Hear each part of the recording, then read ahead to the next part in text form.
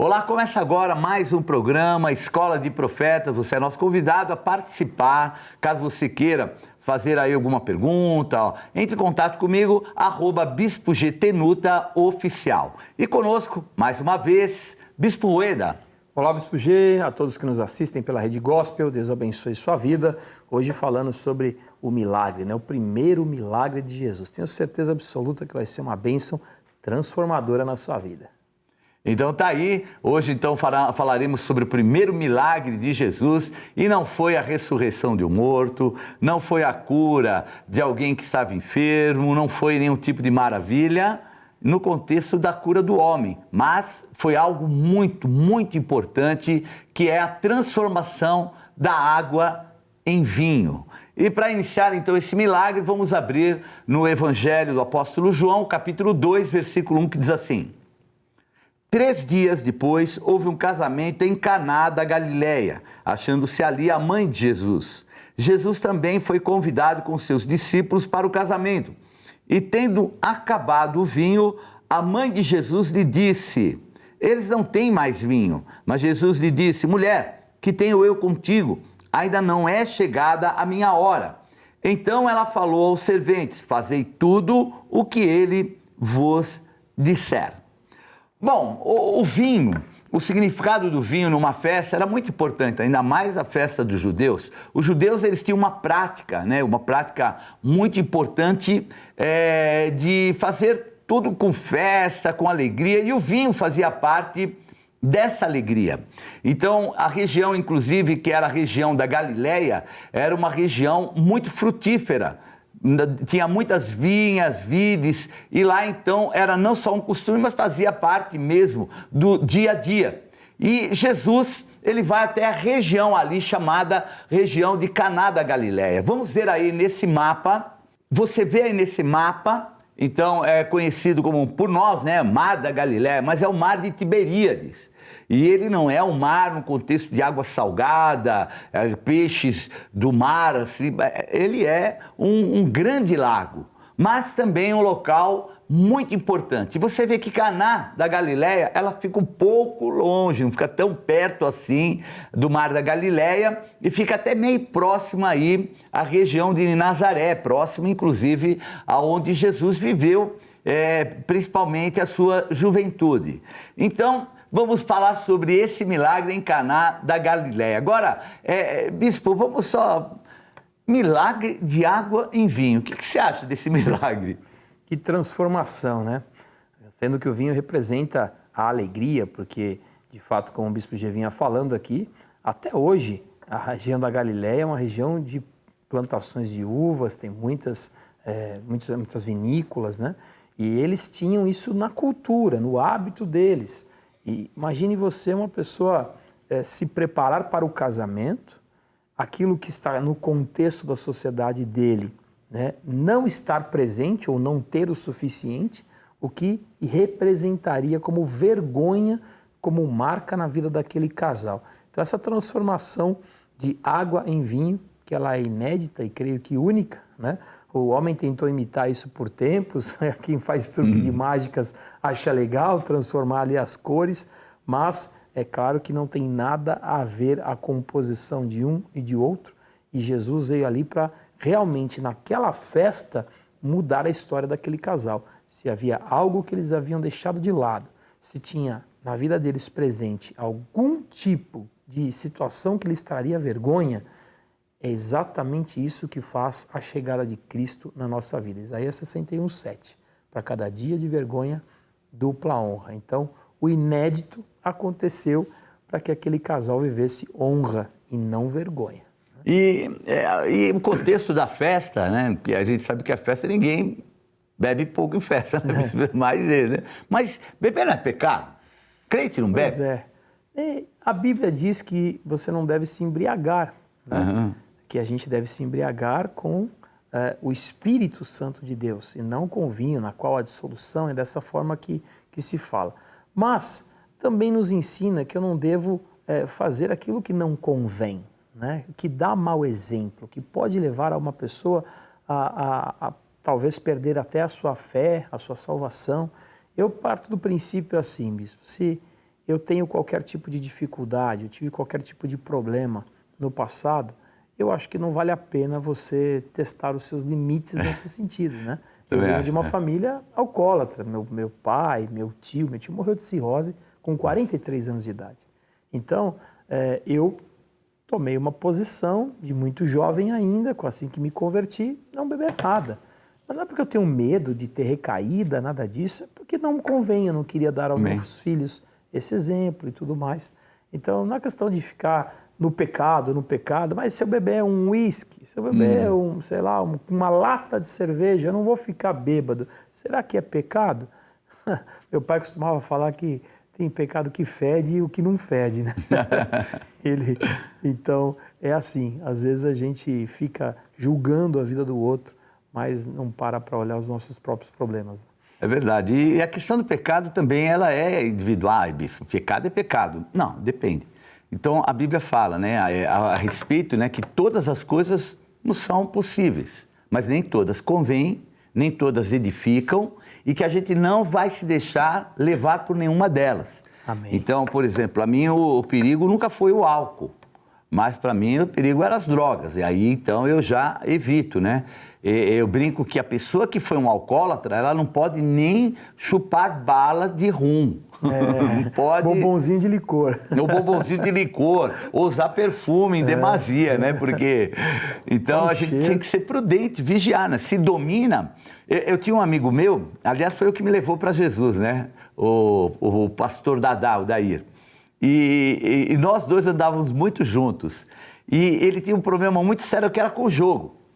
Então, quando a gente entrava no fliperama, num local, ele ficava assim, alucinado, né? E eu não, eu sempre fui de boa, brincava um pouco, deixava de lado, não estava muito aí, nunca me dominou, mas ele dominava. Então, o que para ele não era pecado, para mim era. Agora, o outro lado também, eu era viciado em gibi, tanto que depois do tempo eu parei, eu era viciado, mas viciado assim. Ler todo tipo de gibi, eu conhecia todos os personagens. Eu tinha pilhas que eu lia, né? E de uma certa forma você perde tempo, né? Não tenha dúvida que você está perdendo tempo. E talvez para outra pessoa não era, mas para mim era pecado, porque me dominava. Então o contexto do pecado também é interessante. Mas por falar em pecado, alguém pisou na bola, bispo? Porque primeiro dia de festa, 7 dias de festa. Acabou Deveria durar 7 dias. Alguém pisou na bola. Faltou planejamento. E acho que já ia virar briga, né? Porque o noivo e a noiva, ainda bem que eles não estavam sabendo ainda da situação, né? Só souberam da parte boa da situação, né? Mas já talvez ia gerar uma briga, né? Quem que foi o responsável? O teu pai, aquele mão de vaca, tua mãe, aquela... Já viu... Né? Porque tem casamento, já vai na lua de mel, já começa. Pois é, deixei isso na tua mão, sob sua responsabilidade, você não cuidou direito. Poxa, quem nunca incorreu no erro, né, de ter feito um planejamento ou não ter feito o planejamento que deveria e acabar pagando caro por isso. No caso deles, eles pagariam muito caro. Pagariam com a vergonha, pagariam com o comentário dos amigos e convidados. Imagine o casamento que... é um ato institucional e tradicional, e à época, com as tradições, a flor da pele, isso teria, como o bispo disse, 7 dias. No primeiro dia acabou o vinho. Logo de cara, na largada, já queimou na largada. Graças a Deus, eles tinham tomado uma atitude sábia, que era de convidar a Jesus os seus discípulos, né? Mesmo ainda não sabendo que ele era o mestre, o filho de Deus. Só tinham, claro, uma consideração, mas isso a gente vai falar um pouquinho mais no final, né? Mas até nesse contexto, né, o bom disso é que Jesus devia ser alguém agradável, né? Ninguém convida gente chata e religiosa para uma festa de casamento, né? Ainda mais com regada com vinho. E lembrando que convidar Jesus não era convidar uma pessoa, convidar 13, né? É verdade. E a trupe toda. Ele já ia com a turma toda. E para uma festa que já está restrita com o orçamento, você adicionar 13 convidados... Já pensou? É uma adição e tanto. Imagina como o Pedro comia, né? Pelo jeitinho dele. Bruto que era, né? Então, e agora eu estava até lembrando um casamento, eu me lembro bem, um tio meu tio era desaforento, tinha um tio que era desaforento. E estavam demorando e mandando assim, salgadinhos, coisa, mas estava demorando. Ele teve a manha de ir lá fora comprar pipoca e distribuiu pipoca para algumas pessoas na festa. Então, esse meu tio era uma bênção. Olha que vou te falar. Se qualquer um de nós foi em uma festa que estava com alimentos restritos, né? A gente não tem jeito, acaba guardando a memória. Né? Eu lembro uma vez que fomos a um casamento e quase não tinha nada para comer, os meus filhos eram muito pequenos, e não é fácil me convidar também, que eu tenho 4, somos em 6. E aí eles começaram, crianças, o senhor sabe como é, eles eram bem pequenos, meu filho mais velho deveria ter uns 8 anos à época. Pai, tô com fome. Eu falei, fica quieto, que assim que o noivo chegar, a gente vai dar um beijo neles e nós vamos embora. O pai vai levar vocês comer uma esfirra, né? Não cabe aqui falar o nome do local, vou levar vocês a tal local. Aí ele, tá bom. Aí a hora que o noivo chegou, eu fui cumprimentá-lo, falei, a gente tá indo e tal, né? Ah, mas já vai, o senhor já vai embora. Ele virou pro noivo e falou assim, é que meu pai vai levar a gente comer no tal lugar. Jesus! Eu dei aquela olhada para ele, o noivo, meu Deus, não tenho o que comer, né? Eu falei, não, fique em paz, querido, não é nada, sabe como é que é criança, né? Então, infelizmente, essas situações, elas são constrangedoras. E todos nós podemos passar por situações constrangedoras na vida, que são situações que fogem ao nosso controle, né? Aquele casal não queria, é óbvio, envergonhar ou deixar na mão os convidados, mas era um fato. O fato era, eles estavam com um planejamento mal, ruim, e iriam envergonhar e deixar os convidados na mão, ainda que não quisessem fazer isso, mas não significa que não aconteceria. É verdade, criança não dá para segurar. Eu vi outro dia um vídeo que eu dei tanta risada, né? A pessoa está celebrando o casamento, aí ele fala assim, bom, já falei demais. Quando ele fala, e aí a criança fala assim, já falou mesmo. Já falou mesmo. Então já viu, né? Criança não tem qualquer tipo de pudor. Sem filtro. E falar o que está sentindo, né? Sem filtro. Bom, nós vamos falar agora do momento em que Maria, né, a mãe, ela vai interferir. E Jesus libera uma palavra e fala assim, mulher, que tenho eu contigo? Mas eu queria pegar a versão, que é uma versão da Nova Tradução, da língua, e que ela é uma tradução mais leve, né? Porque às vezes as pessoas não entendem muito esse mulher, né?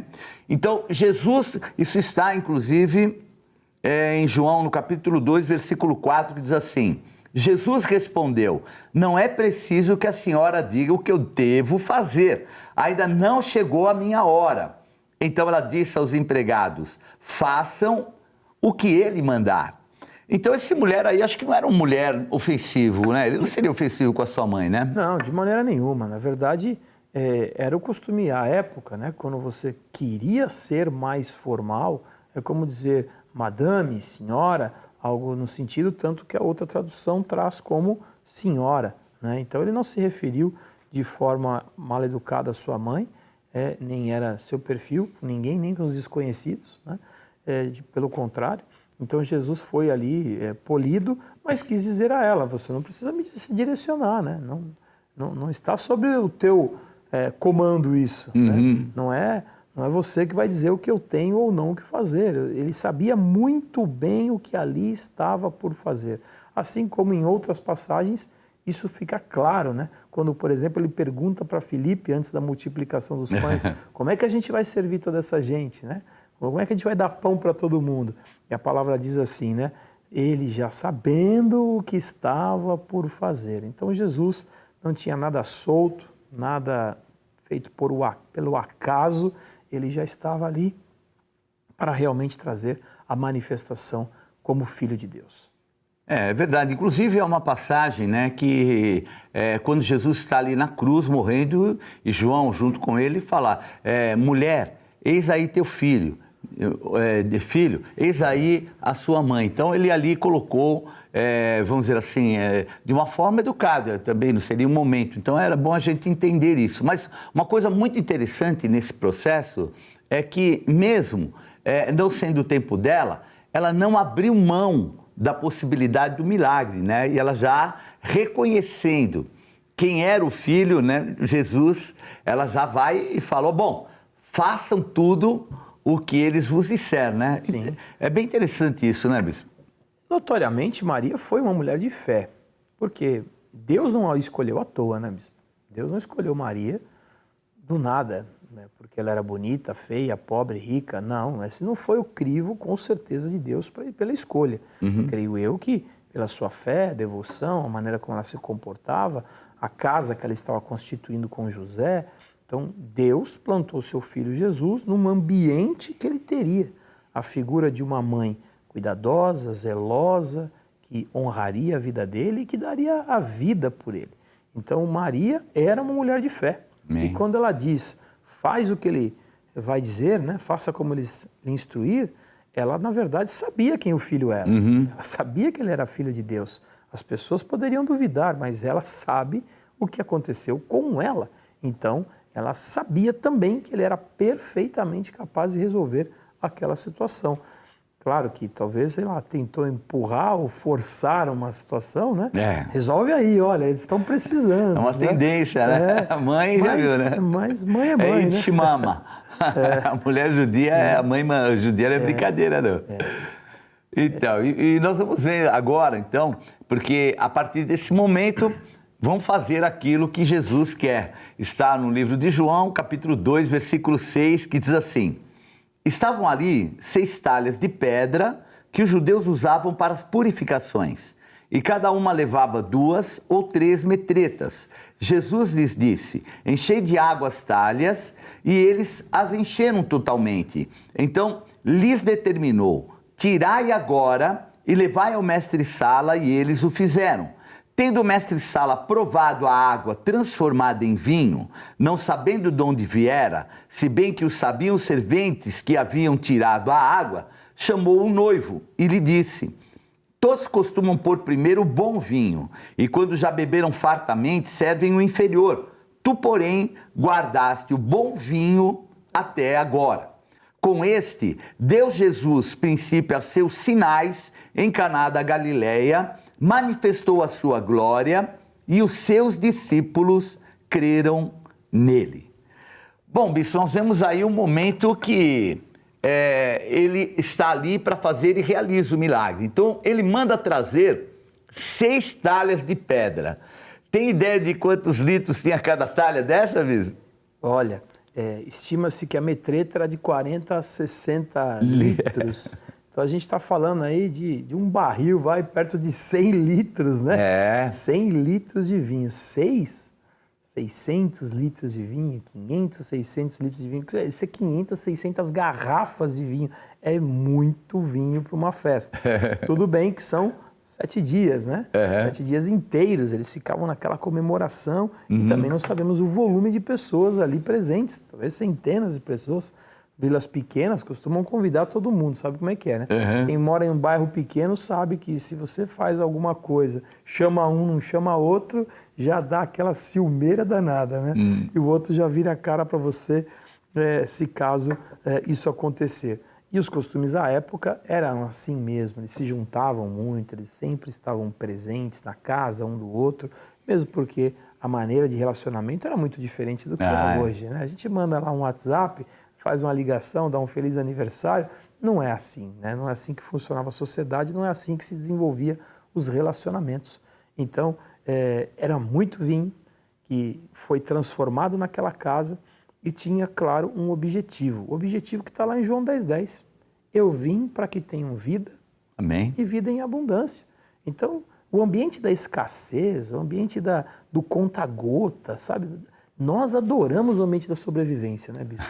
Mas a sobrevivência não é o foco principal de Deus, né? Não, ele dá com abundância, fartura. A gente adora a história da sobrevivência, ela é poética para o brasileiro, né? Pô, o cara superou, sobreviveu, por isso que os programas de sobrevivência fazem tanto sucesso no nosso país, né? E a gente levanta aquela bandeira do sobrevivente, mas o Espírito Santo não nos conduz para a sobrevivência, ele nos conduz à vida. E vida é abundante. Né? E aqui a abundância é grande mesmo, né? Porque estamos no primeiro dia de festa, eram 7.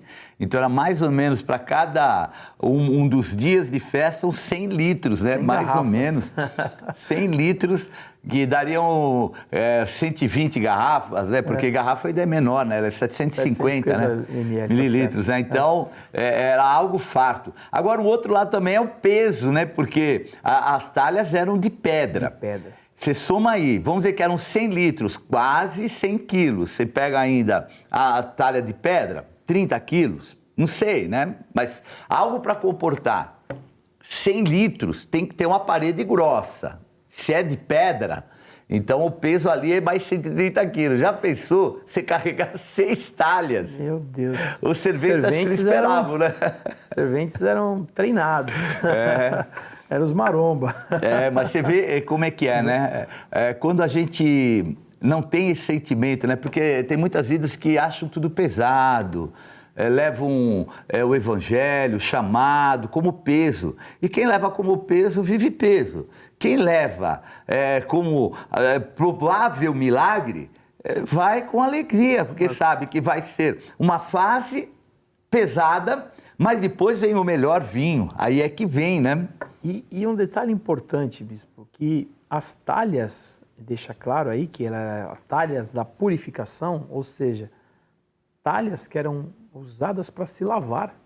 Né? Porque a purificação era o processo da pessoa se limpar antes de entrar à casa, né? Ou antes de comer, antes dos costumes. Pensa você tem um balde na porta de casa que você lava o pé e a mão para entrar. E aí alguém pega esse balde e fala assim, vai lá e pega um pouco de água que eu vou fazer um suco, estou trazendo pro presente. Né? Você ia achar no mínimo estranho. Falar, não, esse é o recipiente correto para colocar a bebida? Então tinha aqui um conjunto. Se a gente for ficar aqui pensando nisso, a gente precisaria de mais programas para falar só de tantos detalhes e como Jesus manifesta nesse primeiro milagre a condição da improbabilidade, né? Da manifestação de fé da pessoa que crê e envia, de como as pessoas recebem e se dispõem a buscar água com algo pesado, como o bispo aqui bem colocou, e ainda com uma matéria-prima absolutamente desconectada daquilo que era o esperado. Como é que você quer que eu coloque vinho numa talha de purificação, num lugar onde a gente considera que eu vou deixar a minha sujeira? Não é possível. É muita coisa fora do contexto para provar que Deus é aquele que opera tudo em todos. Não tem um caminho certo, Ele é o caminho, né? Então, os pensamentos dele são mais altos, os caminhos dele são mais altos, são diferentes, e aonde a gente menos espera, brota a provisão, brota a honra, Deus faz acontecer. E uma coisa também interessante, bispo, é porque ali também não teria nada que comportasse o milagre, né? Sim. Então não tinha bacias, né, nesse nível, Pois é. Não tinha uma série de coisas. Então o Senhor usou aquilo que era necessário. Obviamente o próprio vinho, quando vem, já vem purificado, porque aquilo que procede do Senhor sempre é puro. Sim. E também tinha um lado interessante em tudo isso, é que foi logo depois que ele foi tentado, ele veio e já fez o milagre. E ele passou 40 dias, vamos dizer assim, de necessidade, né? De fome, e sem comer e sem beber durante 40 dias. Então, eu acho que o próprio sentimento dele também ficou como que aguçado para a necessidade. Porque nós temos que entender isso, né, do Senhor Jesus. A ideia, às vezes, que a gente tem é que Jesus é um semideus. E Jesus não é um semideus.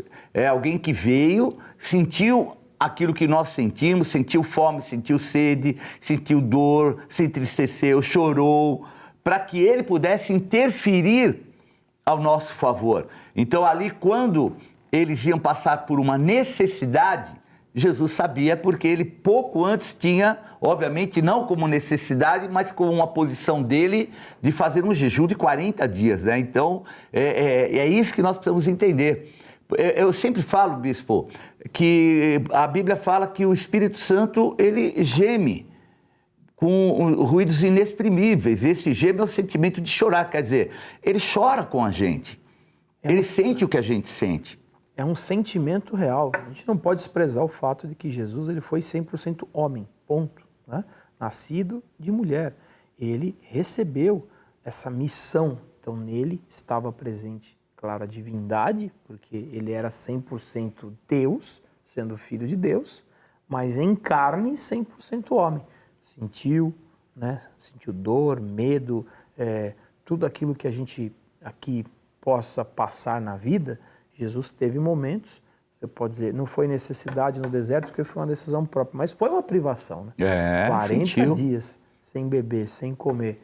Tanto que o diabo o tenta em uma dessas necessidades. Fala, manda as pedras transformarem-se em pães. Por quê? Não brinque, porque sabia que essa fome estava presente no corpo físico de Jesus. Mas nem só de pão viverá o homem. Essa foi a resposta dele, da palavra que procede da boca de Deus. Então nós precisamos ter esse entendimento que Jesus tinha a clara ideia de qual seria a necessidade e que aquele casal passaria. O que traria a falta de vinho naquela festa. Já pensou? 7 dias pela frente, vai servir o quê? Só água? Né? Ia ser vexatório. Muitas pessoas deixariam o casamento contando histórias como eu contei agora aqui do meu filho, né? A gente foi lá, fomos lá na festa do fulano, poxa, você imagina, no primeiro dia, mas logo de cara acabou. E um dado também interessante, bispo, porque havia essa expectativa do alimento, do vinho, aliás, né? Mas também havia uma outra expectativa. Então, você imagine, Maria já estava aguardando há 30 anos, não viu um milagre. Para começar, o que ela ouviu quando foi plantado no ventre dela, né? Por isso que eu acho que ela falou, vai agora. Vai logo. Chegou a hora. Né? Não chegou o meu tempo, mãe. Fica aí, espera um pouquinho. E também, o interessante aí é que não foi somente um milagre, né? Então, existem 2 termos que são usados, né? O termo dunamis ou dinamis é o termo para milagre. Mas ali era um outro nome que era o nome semeion, que é sinais. Então o sinal é diferente de um milagre. O objetivo desse milagre que foi realizado, essa transformação de água em vinho, era mais um sinal. Como um sinal? Um sinal que satisfizesse não só a expectativa do noivo, da noiva, do vinho, mas a expectativa da mãe e os discípulos que não tinham visto milagre nenhum. Aí eu deixei João e agora eu estou atrás de Jesus, não acontece nada. Eu costumo pensar assim, né? Como esse texto termina assim, dizendo que ele manifestou ali seus sinais e os seus discípulos assim creram nele. Como assim creram? Até então não criam? Porque a palavra aí é clara. Assim os seus discípulos creram nele. Então, até naquele instante específico, talvez ainda olhassem para ele como mestre, que notoriamente ele era, uma pessoa sábia, uma pessoa que detinha a palavra, uma pessoa que poderia ter uma linha. Eles poderiam pensar que eles se levantariam como um novo sacerdote, um novo modelo, ou até mesmo uma nova casta, porque não? Tinha os saduceus, tinha os fariseus, tinha os essênios, por que ele, na cabeça dele, talvez eles fossem ser os novos jesuítas. E aí eles iam assumir uma nova linha judaica? Não sabemos, porque até esse instante eles olhavam para Jesus não como filho de Deus, mas como uma pessoa que merecia respeito pela sua notória capacidade de fé, de ministração e de manipulação da palavra, né? Onde ele, claro, manejava bem a palavra. Mas os sinais mostram de fato quem ele era. Amém. Isso é muito importante porque nós muitas vezes olhamos assim, aparentemente, a situação com o olhar daquilo que é a nossa necessidade, né? E a gente busca o milagre. Mas às vezes o Senhor, antes do milagre, ele tem sinais para fazer para nós. Então ali era um sinal. Por isso que não foi a cura de um cego, não foi a cura de um manco, não foi a ressurreição de ninguém, o primeiro milagre de Jesus. Ele faria muitos desses milagres, mas era um sinal que iria atender primeiro aquilo que era a expectativa espiritual dos discípulos. Esse era o maior objetivo. Não foi só para que ali houvesse muito vinho, bebessem, era o melhor vinho, mas era um sinal profético para a mãe e também para os seus discípulos crerem nele e começarem a tomar uma postura diferente. Então é muito importante que nós entendamos essa diferença entre milagre e sinal, porque a grande maioria dos milagres de Jesus que são apresentados na Bíblia, eles são sinais. Eles não têm só um objetivo da cura e satisfazer aquilo que é o pessoal, mas existe algo sempre ao redor com um objetivo muito maior. Porque seria até, bispo, num contexto assim, até uma injustiça. Sim. Por exemplo, chega lá em Betesda, só cura um. E os outros? É muito simplista pensar assim, né? A solução, ou melhor, o propósito era resolver o problema do casamento. Não, não era. Não era resolver o problema do casamento. Também foi resolvido. Foi. Né? Porém, havia um objetivo muito mais amplo. E se não fosse assim, nós não estaríamos aqui hoje falando de um sinal que aconteceu 2020 anos atrás, 2022 anos atrás. O que acontece é que tudo que Deus faz na vida de alguém tem um propósito. E propósitos, eles se fundem àquilo que é a necessidade de quem está ao redor, da sociedade, de um povo, de uma nação, de uma família. Pode ser desde a mudança da sorte de uma única pessoa, que servirá por referência para muitos, até de impactar uma nação toda, um país todo, por que não? Né? Então é Deus quem, a palavra não fala que o coração do rei está nas mãos do Senhor e ele inclina-o para onde quer. Então quando ele inclina o coração de um rei e este toma uma decisão, quantas milhares e milhares de pessoas não são impactadas pela direção que o coração do rei foi inclinado? A gente já quase não tem rei no mundo, mas nós temos governantes, e os governantes muitas vezes tomam decisões com certeza, porque Deus incomoda mesmo. Amém. Né? E coisas podem mudar. Né? Bom, perfeito. Glória a Deus. Então esse é o nosso primeiro milagre. Nós vamos ver aí à frente ainda muitos outros milagres que Jesus fez e todos com um objetivo realmente o sinal. Mas eu quero fazer um convite para você estar comigo na Renascer Jardins, na Avenida Brigadeiro Faria Lima, 1912, e todos os dias às 8 horas da noite e também no domingo às 8 da manhã, às 10, às 16 e 18 horas. Eu te espero lá. Bispo Rueda. Eu estarei na Renascer Santo André, Rua General Glicério, 412, centro de Santo André. Bispo Apati e eu lhe esperamos para uma palavra poderosa ao teu coração. Então é isso aí, eu me despeço e estaremos na próxima aula falando a respeito de mais milagres e sinais do Senhor Jesus. Deus abençoe, tchau, tchau, tchau, tchau.